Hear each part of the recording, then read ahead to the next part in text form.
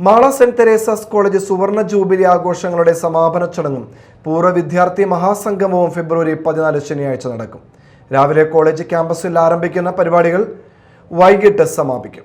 സുവർണ ജൂബിലി ആഘോഷങ്ങളുടെ ഭാഗമായി നിർമ്മിക്കുന്ന സ്പോർട്സ് കോംപ്ലക്സിന്റെ തറക്കല്ലിടൽ ചടങ്ങിൽ ദേവമാത പ്രൊവിൻഷ്യ ജോസ് നന്ദിക്കര ശിലാസ്ഥാപന ആശീർവാദ കർമ്മം നിർവഹിക്കും.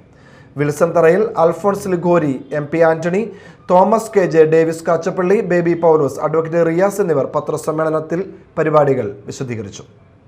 10 മുതൽ ഞങ്ങൾ വിവിധ ഇടങ്ങളിലെ ഓരോ ബാച്ചുകാരും ഒരുമിച്ച് കൂടി പഴയകാല ഓർമ്മകൾ അഴിമലക്കി വർത്തമാനം പറഞ്ഞിരിക്കും.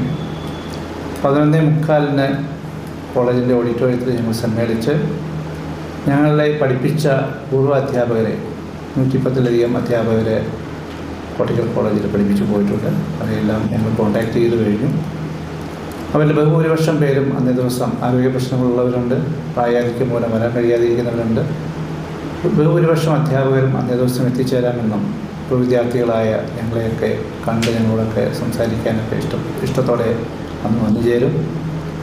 ഉച്ചഭക്ഷണത്തിന് ശേഷം വീണ്ടും ഞങ്ങൾ ഒരുമിച്ച് പഴയ പോലെ തന്നെ പഴയ ക്ലാസ് മുറികളിലും അധ്യാപകരുടെ സാന്നിധ്യത്തിൽ